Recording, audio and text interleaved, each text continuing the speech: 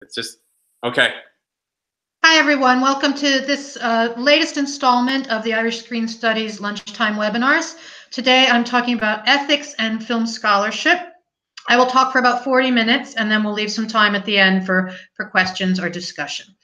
So let me just get this tech working here properly.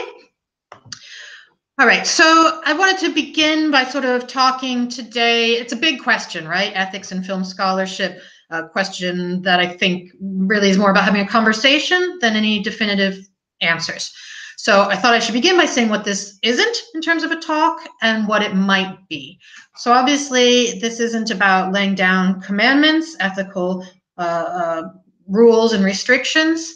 It isn't about creating some kind of legal or operational framework. Maybe it's something that begins more from discussions like this one, informal discussions between people about the kind of things that come up when we're dealing with film scholarship. And sometimes maybe it needs to be more like this, thinking about taking action and how we can bring ethics into the work that we do. So it's very much today, I'm hoping, about informal conversation. Definitely not about guidelines or the answers to things, but maybe thinking about why we need to have these kind of conversations. Obviously, there are ethical frameworks in place, but by and large, these have been designed for the hard and the social sciences. And film raises new concerns, new obstacles, also maybe new possibilities. We're creative people, and we need to think about creative and flexible approaches. So in film scholarship, and these are some of the things we'll touch on today, time permitting, we're often dealing with human subjects, much like maybe the social sciences. We are dealing with traditional data sources, but also with visual data. We have to work, obviously, with our colleagues. We work with the communities that maybe are involved in our research or that we're disseminating research to.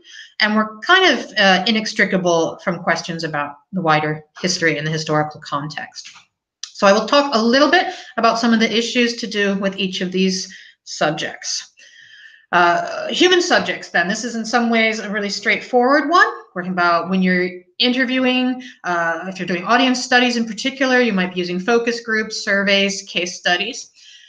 And there are likely already existing parameters and guidelines for that research. You may have to go through ethical approval at your institution.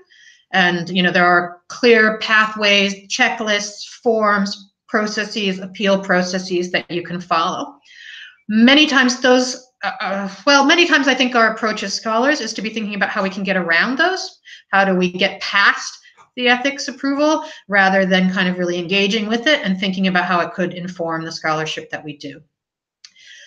First principle in working with human subjects is not to do any harm, do no harm. That will be the principle that underlies most of the ethics panels and most of the procedural hoops that you might be jumping through. So obviously that's the kind of key background point. And models and methodologies then are key to that. So spending a lot of time designing the model, designing the methodology, really thinking about the survey that you're building up or thinking about how you're going to conduct your focus group. What I would say is that film scholarship introduces, maybe not new, but puts new emphasis on some of these issues around human subjects. Questions about trust and ownership become, I think, really essential, really to the core of this. Who's involved in that research and what do you owe back to the people who are involved in your research? And that's stuff that you can design into the project from the beginning, right? Is it going to be a participatory kind of project? Who's going to have access to the findings of that project in the end? And we'll come back to some of that later. Inclusivity, obviously, really key to that. Thinking about how you make sure that you're not falling into kind of old patterns and leaving out people whose voices traditionally haven't been heard. How can you bring those people in? And sometimes that has to do with the approach to subjects. How can you approach subjects ethically in terms of doing film research? Okay. The next tier, perhaps, and again, one that has a lot of guidelines established around it, would be traditional data. So this is where you're working with text, you're working with figures or databases. And we know that there's plenty of guidance here, right? So there are the institutional research standards, there's all of our academic training, but above and beyond that, there are existing informal networks. There's a research culture. There's people you can go to and have these conversations with if you're not sure about how to engage in best practice in your research. The shortfalls then, I think, happen when it comes to the specifics of film scholarship. And this is whether you're a film practitioner or a film scholar working in a number of areas of interest. These questions are going to arise. Obviously, there are considerations that have to do with the specific media of film, with the visual data, and I'll return to those in a moment. The point here, I think, is that film is interdisciplinary by its nature. Most of us at one time or another are going to be involved with other disciplines in our research and maybe in our practice, and we're going to be working with scholars from other disciplines and taking different approaches that maybe the traditional practice doesn't always account for. Andrew Clark's written about this, and he makes the point that it is at these points of divergence, it's at the places where film scholarship departs from traditional scholarship, that suddenly these ethical anxieties can arise. And there's a lack of dialogue sometimes about those, and a lack of guidance about how to deal with that. The key difference, obviously, is that we're often generally working with visual data. So we're talking about filmed and photographic images here. So this is both for practitioners and for those who use images in their work. Okay. I've just been told that you can't see the PowerPoint, so let me see if I can fix that. Give me just a minute here.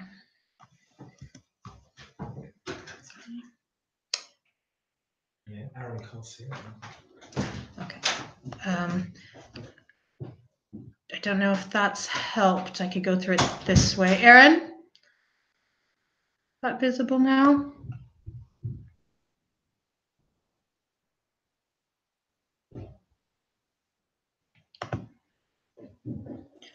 No, sorry. Nope. Okay. It was visible. It just wasn't sliding. We can cut this part out when we. Yeah. Okay. Let me try. It's stuck on the. So it's just stuck on the first page? Yeah. Okay. And when I do this, no difference? Just you. Oh, okay. Just a second. Sorry.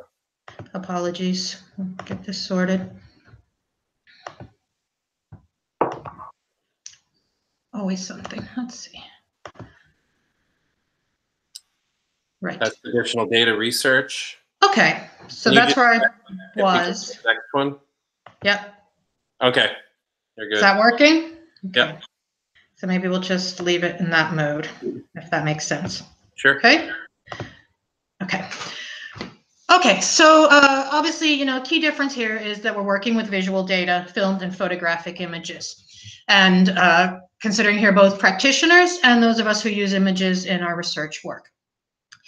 Savannah Dodd, who writes on ethics and photography, has talked about three guiding principles here in terms of photography, and those are empathy, autonomy, and integrity. And I think those three principles kind of underlie all of the individual questions that come up around our ethical relationship to the visual data that we're using.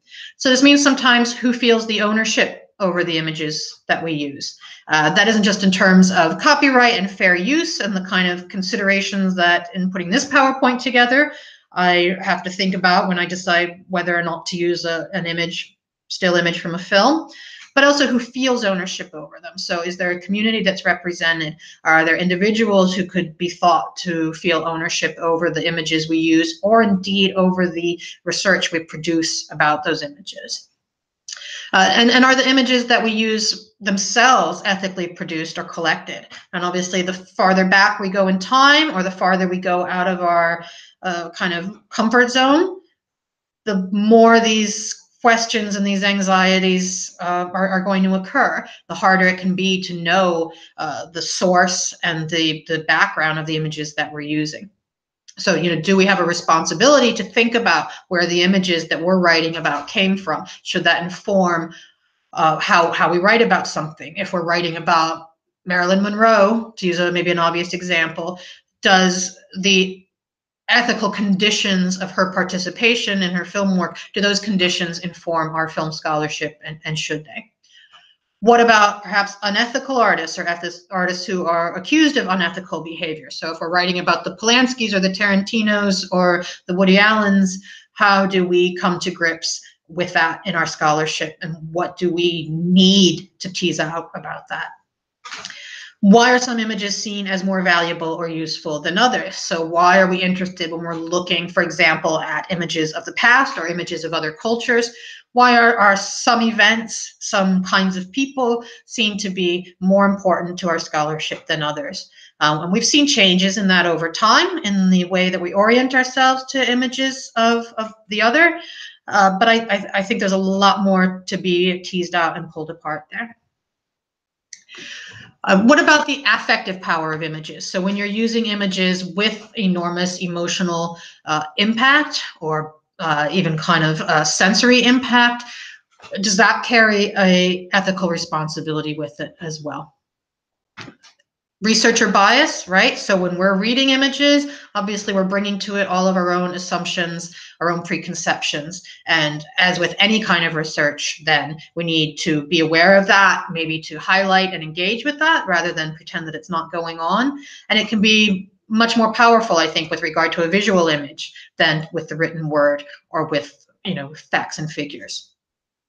We're obviously talking about reading images in context. And I think we understand the need to apply historical context, past context, to the images that we're talking about, to think about how they would have been produced and received within that context, but also thinking about how they will look in the future, how future readers of our work, how future viewers of those images might receive them, and to think about the questions that raises, that they might be put to uses, or even our own work might be put to uses that we can't now imagine, that we need to think about.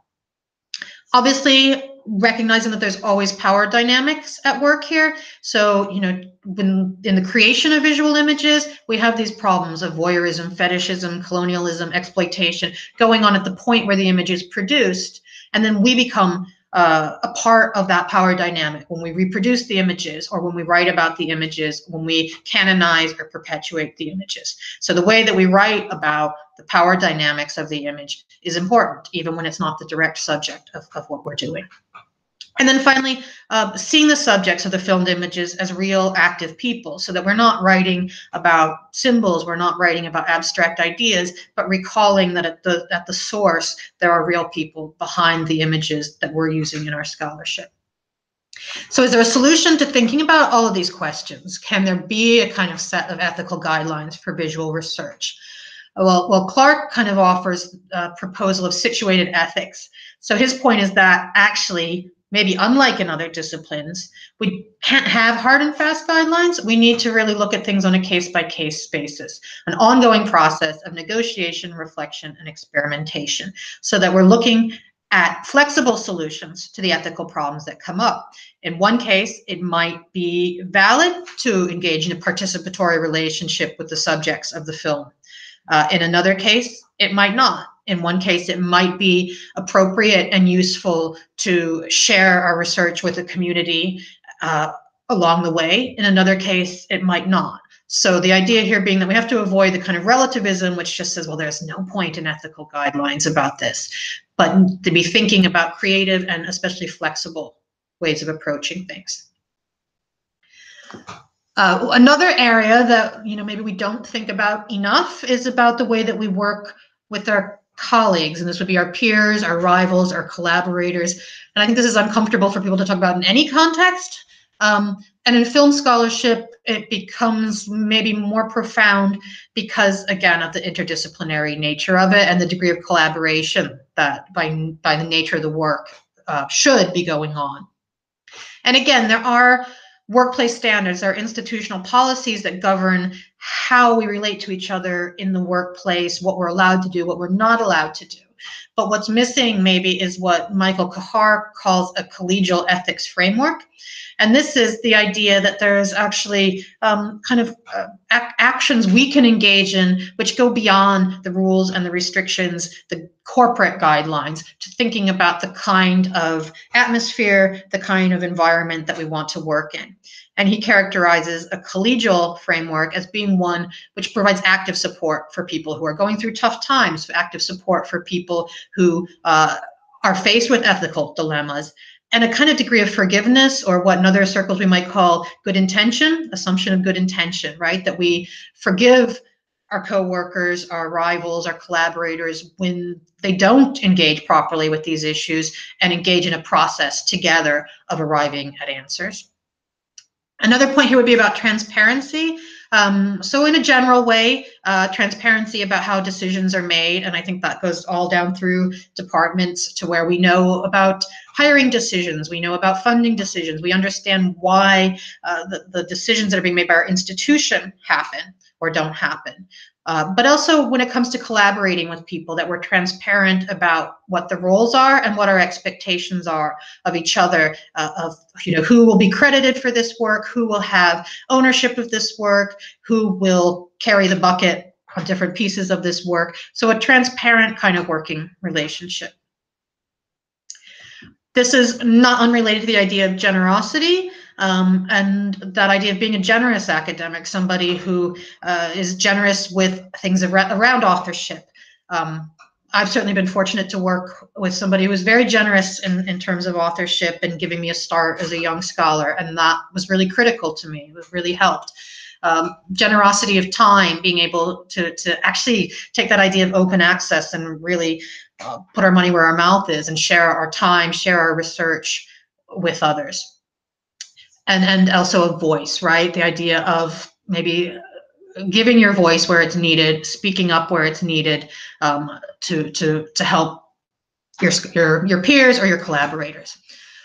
Flip side of that, I suppose, is this idea of pulling up the drawbridge. And I think that there's a huge ethical question happening now in the kind of neoliberal changing workforce that we're in, where an old model where people got their PhDs and they put in some time and they did a postdoc and they got some publications and then there was a job waiting for them down the line, has changed for most people, and probably most of us can recognize that. But there are still a lot of people in academia who have already got to where they're going and aren't maybe recognizing that changing workforce. And you will still encounter people who sort of say, well, you have to pay your dues. And I think for some of us, there's a question of when are the dues paid? When can you expect this intangible reward that seems to be held out there? And I think the way that plays out in real support is support for the most precarious workers, support for the anti-casualization movement. It might be support for your union, support for your postgraduate students, support for your postdocs, and that's real support that all of us, but especially those in the most secure positions, can extend for the people in the most precarious positions. And it's certainly something that we don't have enough conversations about. And then obviously there are ethical issues around the diversity of the people that we work with and we collaborate with. So whether that be around gender, race, sexuality, ability, all the sort of different personalities and characteristics that make up a workplace. And, that's probably deserves another webinar of its own, but just in brief, I think, that there's two aspects of that. And one is the kind of active support that we can lend to our colleagues when it's needed around these. And then this idea of making space, of stepping back, shutting up, letting other voices come to the forefront. Then, if we've talked about our kind of different kinds of scholarship and we're talking about working with colleagues, there's also this way that we work with communities, right? Whether we're film practitioners working in the first instance with communities, or we're researchers taking from those communities, taking our information from them and using it in our scholarship.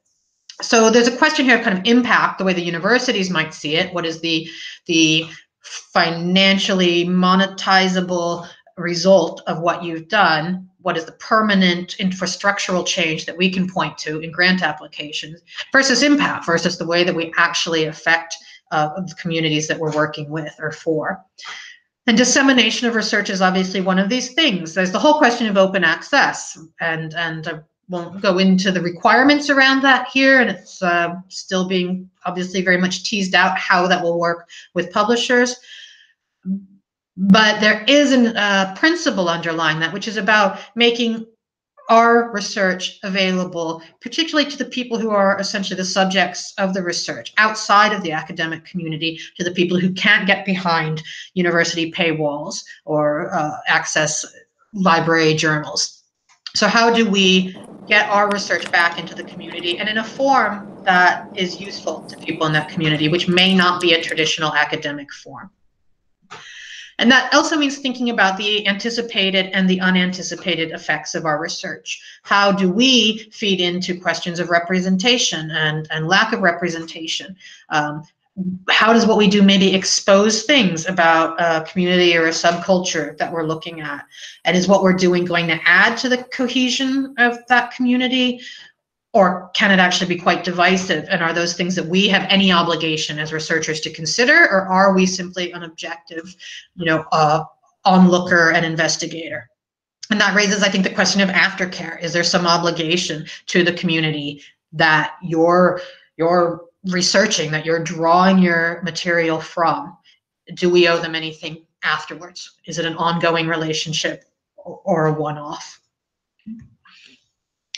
So I won't go through all of this in detail because of conscious of the time, but I did want to talk about the final point on that initial slide about history. So history is one of these areas. We're always, as film scholars, engaging with history, whether it be film history or wider aspects of history, and we're also, actively shaping and creating people's understanding of history.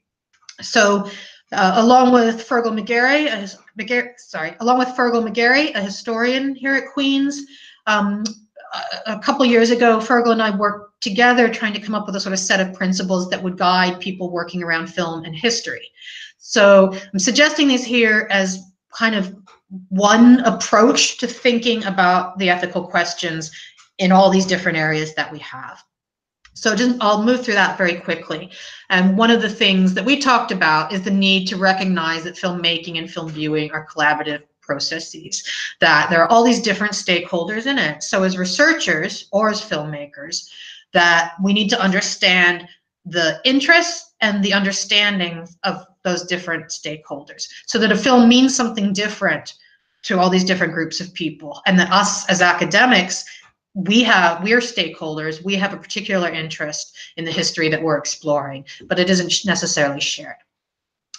Our second principle was about broadening the notion of sources, so that we're moving away from a reliance on written archives, on that traditional data, and beginning to include more attention to oral testimony and audiovisual material, so that things which previously would have been considered as trivial or unimportant, things like home movies and found footage, might now be actually put on an equal footing with more traditional historical sources.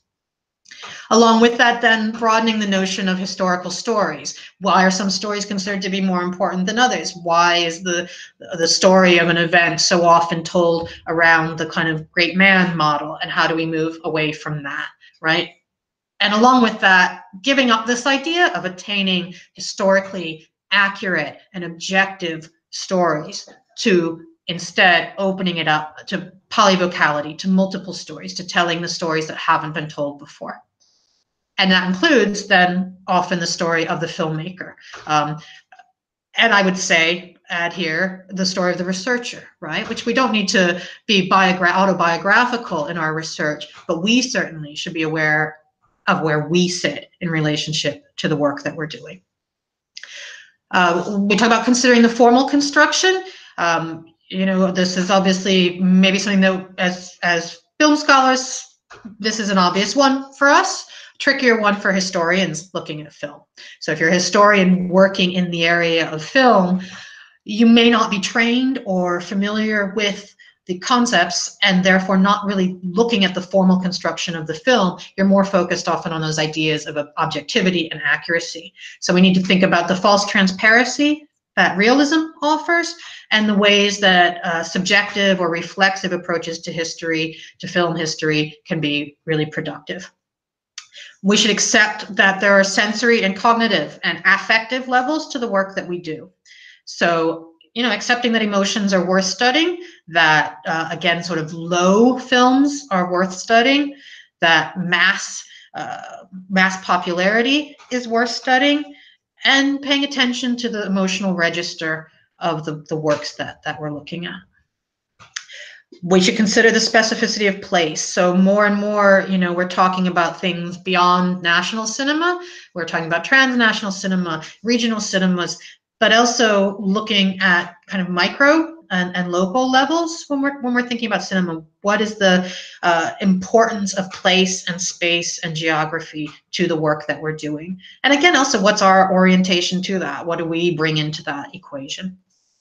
And then finally, and always thinking about audience, maybe beyond the kind of data-driven approaches to audience studies of the past, thinking more about this idea of new cinema history, which is thinking about film as a social practice, thinking about the discourse that happens around films, thinking about the paratexts and the prosumers, so the ways in which audiences are actually creating film themselves, creating bits of film or creating interactions with film.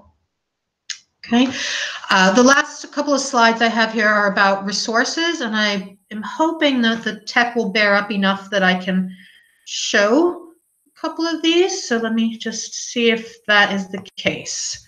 So I think if I go out of screen share for a moment here. So I'll just briefly, while I'm trying to do this, I'll say there are a couple of resources on the last slide here, which are really about groups that are Facebook groups, informal avenues for having these kinds of discussions. And I think they can be really undervalued because obviously the opportunity to talk about these questions, or to even to share those case-by-case kind of questions that we have, and to say, I don't know what to do. I'm working on this subject and I'm not sure how to handle it, or this problem has come up for me. What do I do? Having the opportunity to just talk those options out with people and get those creative and flexible solutions can be really important. Okay, are you seeing a Google screen now? Maybe. So, Aaron, can you see that? Yes. Can you hear me? Okay. Yep. Okay. So there's a few examples I wanted to show. So this is a pretty typical thing. This would be the UCD Office of Research Ethics, and it has all of those guidelines, the process for going through ethical review. So I won't go into that. That is the most straightforward kind of way of thinking about this. And again, what I would emphasize there is that while all the procedures and forms and checklists are available to you, they can be quite cursory, and they're not really asking you to examine your approach to your scholarship. They're checklists, right? And I think it can be really valuable to look at the specific ethical issues of the work that each of us is doing, and how we can pick those apart. Okay, there are some broader institutions that can help with this. So this, for example, this is from UC San Diego, and it's a project that they began some years ago to help people kind of talk about these questions. A lot of the orientation has been about medical ethics, scientific ethics. I think the UC San Diego is very good because it also gets into humanities-based questions, historical questions, and there's a lot of resources on this page. There are tools for beginning discussions. There are ideas about how to approach your own work, and there's toolkits and things that you can access here to get help. Similarly, there is, so that's from the States, obviously. There's also the UK Research Integrity Office, which you can see from the slides as well. Like, it too is, there is a medical and scientific focus that they have going here, but they have in their publications section here, you can see there are case studies, which includes case studies in the arts and humanities. There's a toolkit for thinking about your own work and how you design it. And there are checklists that you can go through. They're a bit more thorough maybe than the ones that individual institutions provide. Okay. This is an interesting thing that UCL in London has created, and they're bringing in, so it's a kind of work in progress, but they've introduced a research integrity training framework. And this is a 4-tiered training framework process, and there are different paths through it. So depending on what level you are coming into the institution, depending on what your needs are related to your project, you might dip in and out of different levels of this. But it's actual training sessions, including some online training sessions, and also they're bringing in training days and workshops and things, as well as self-directed learning. They have in here, the dilemma game. So there are kind of little interactive things that you can look at as a researcher that get you kind of thinking about the kind of questions that you might face. Okay. This is, again, this is an institutional site, so this would be Trinity College. And again, it's got these policies. This one I highlighted because it actually is one of the better ones that look specifically at the humanities. So again, while most of these have been designed with scientific questions in mind, and there's a lot of attention to things like stem cell research, but this is actually written for the humanities. It goes over the kinds of principles and also the procedures that you should be aware of when you're thinking about your project.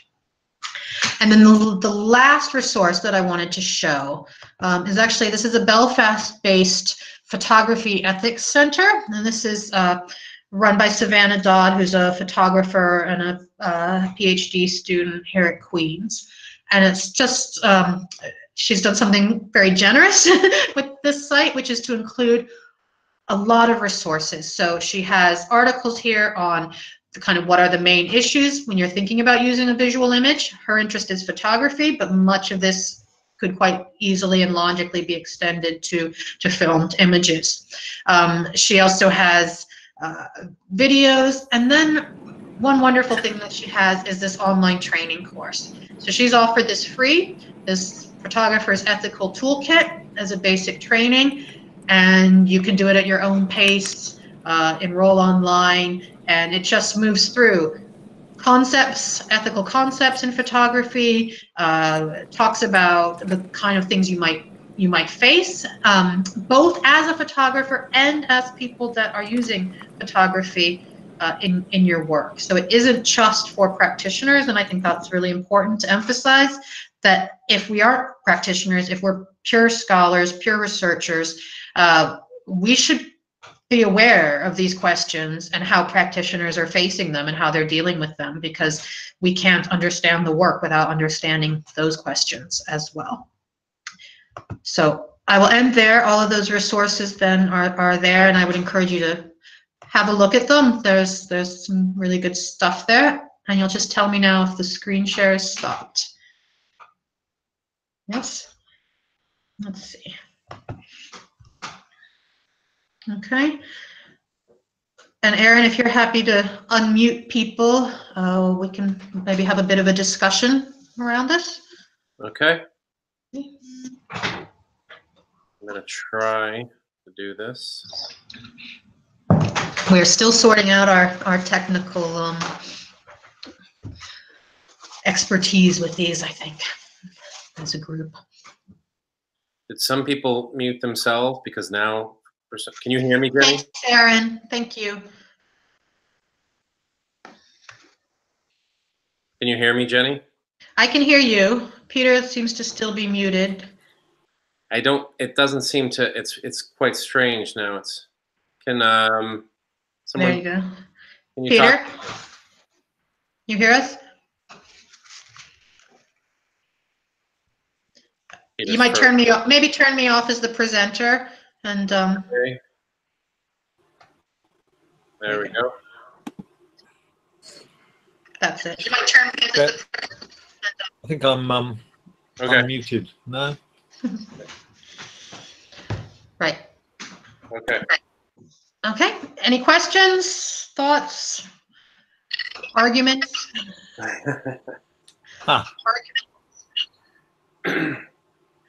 How often Hello. do you see, as somebody who's thinking about this and who's done writing on it before, how often do you see, this is a very broad general question just to sort of throw it out there, like when you go to conferences or even reading sort of journal articles, what you would consider to be, if not a breach of ethical practices, at least something that's kind of borderline or on the edge of that? Yeah, so I'm not going to name any names or anything here. I'm conscious this is being recorded.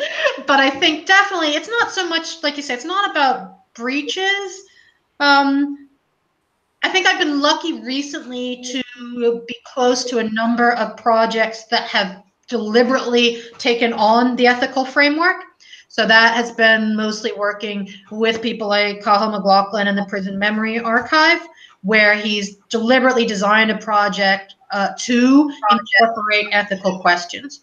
And once you start to see those projects, that becomes more obvious when other projects, even more straightforward research projects, aren't thinking about questions like ownership and the feelings, the feelings of exposure or the feelings of being exploited that might come into your research.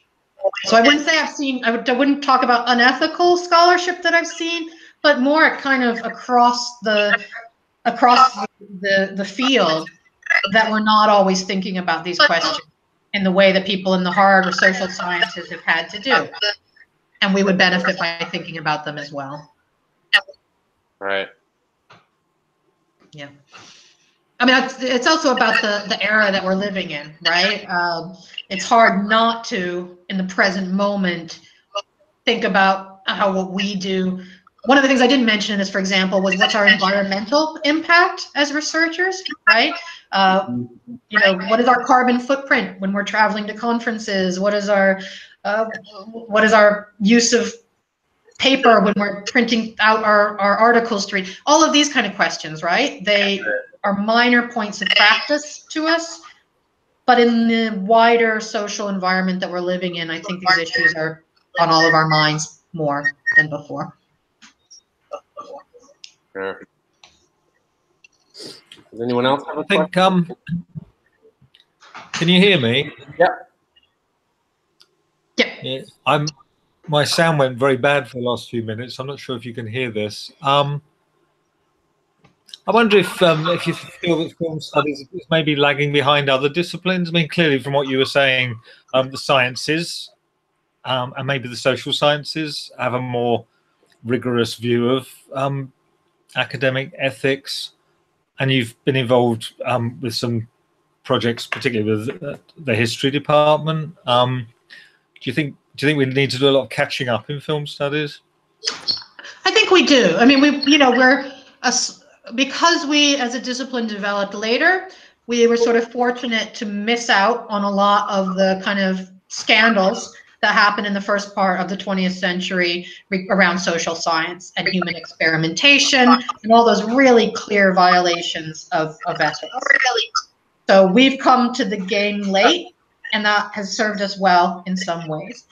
I think it adds to the tension that we have with science, with fields like history, right? If we want to be taken seriously and have our work regarded as rigorous and informed, then we need to apply that rigor to our ethics in the same way that historians, for example, have been forced to past, right? That we can't exist as a separate, enclosed bubble that doesn't have to think about those things and expect to be collaborating and working with social scientists that have been thinking about those things. And increasingly with hard scientists, right? Now we have cognitive work that's engaging with,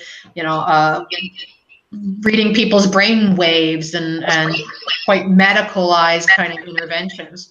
We need to engage with their research environment as well. Thank you. Yeah, I think it's something that, I don't know, maybe it's not, sort of in my experience, I guess I would say, not like taught to early career researchers, and I think there's even sometimes, and this is of course just anecdotal, but there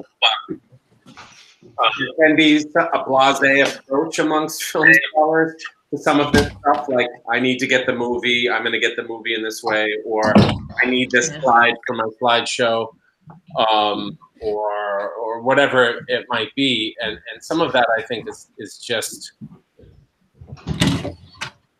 yeah, as you've already kind of implied or inferring from what you said, kind of a discipline-wide or discipline-heavy, if not fully wide, like lack of awareness. I don't even think it's like intention. Well, sometimes it probably is, but a lack of kind of awareness of some of these questions.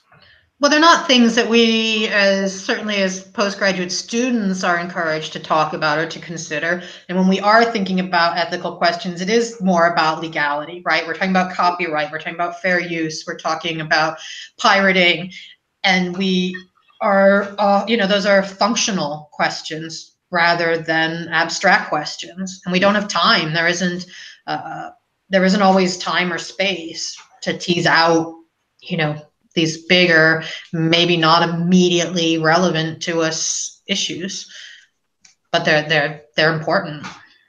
Yeah, they are important, and I think, I don't know. Do you think paying attention to them more as this discipline moves forward can help? I don't know, not like legitimize the discipline so much, but the work that's done within the discipline, if that makes sense? Yeah, I think it makes our work more legitimate outside of our discipline. One of the things, for example, that idea of like how we disseminate information back to the communities that we've conducted research on. Say you're doing an audience study of working class people in Liverpool and their experience of going to the cinema.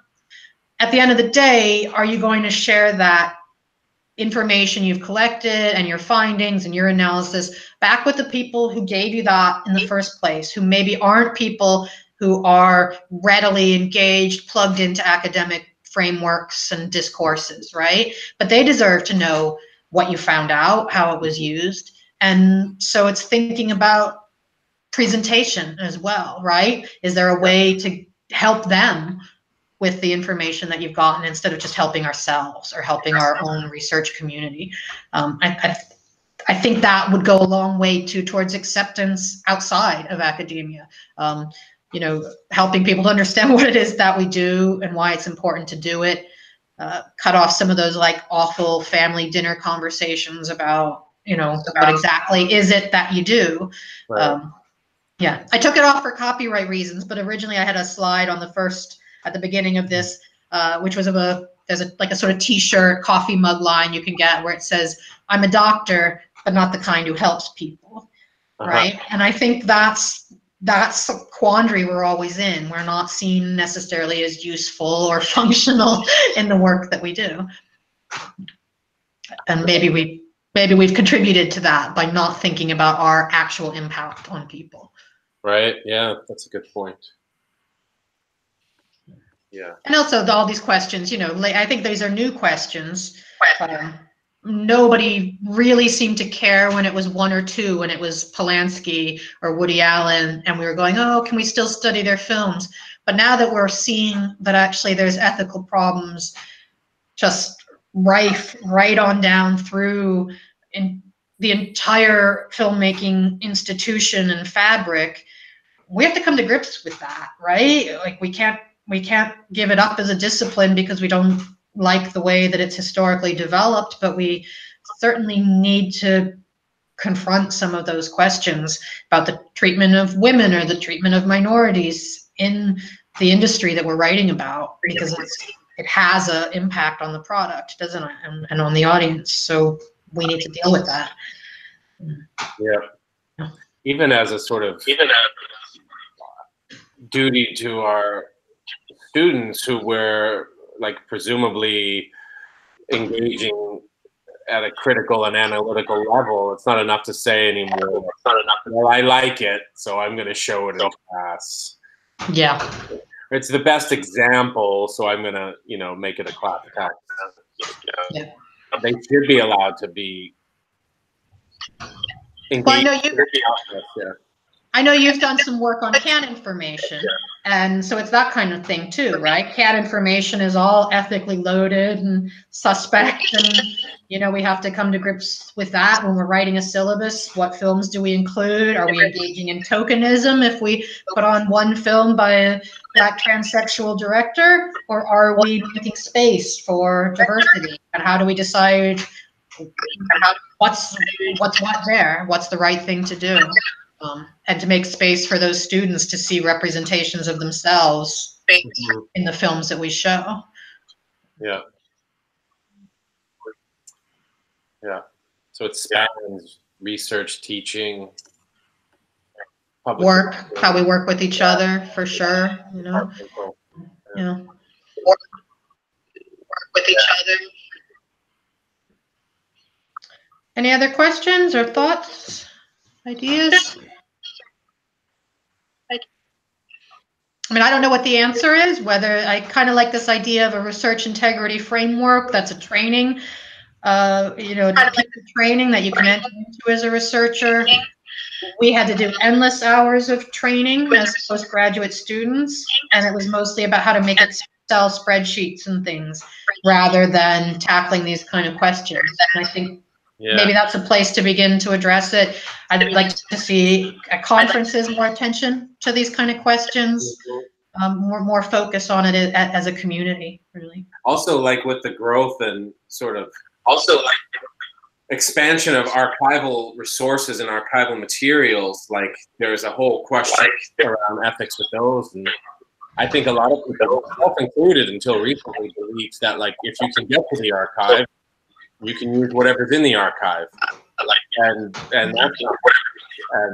there's like I think publishers are not going to be as particular about quoted material from archives as they might be still images and that sort of thing. So the onus goes back onto the research, and that's happening really fast. Like more and more archives are coming up, more people getting access. So. Yeah. I'm not getting any training in that at all. Yeah. Well, I was at an event recently where the question came up of Aboriginal archive material, images of Aborigines in Australia, Aboriginal people who stand it from what the researcher was saying, were against, in principle, having filmed images of themselves. The creation of that archive was a violation, arguably, in the first place. Right. And then as a researcher, do you reproduce those images? How do you deal with that? You're right. I think the proliferation of archives, the accessibility to archives has made some of those questions really, really apparent, and given opportunities then to talk about them. But it also maybe shows the ways in which some of these questions aren't just about nonfiction film, but also maybe could be extended then to thinking about visual images more generally, right? If you can identify it with regards to archive footage, what are the